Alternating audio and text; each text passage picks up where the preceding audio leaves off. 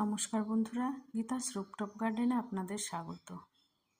মাধবী লতা একটা ছোট টবে আছে। এতদিন তো খাবার দিতাম সবজি পচা জল, এখন আর কোনো খাবার না, বৃষ্টির জলেই দেখুন কত সুন্দর হয়েছে। একদম সব কুড়িগুলো ফোটেনি, আরও ফোটার বাকি আছে। আর কালকে আমি একটু সবজির যে বানাই সেই কারেন্ট সবজির খোসাটা আমি কালকে দিয়েছি খাবার হিসাবে, যেহেতু এত ফুলও হয়েছে দিয়েছি। দেখি, আশা করি ভালোই হবে।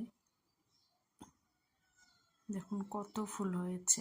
এটা কিন্তু আমার অনেক বছরের গাছ। আমি কিন্তু গাছটাকে কেটে ছেটে একদম ছোটই রাখি, কারণ বড় হলে ছাদে জায়গা কম হবে। ধন্যবাদ।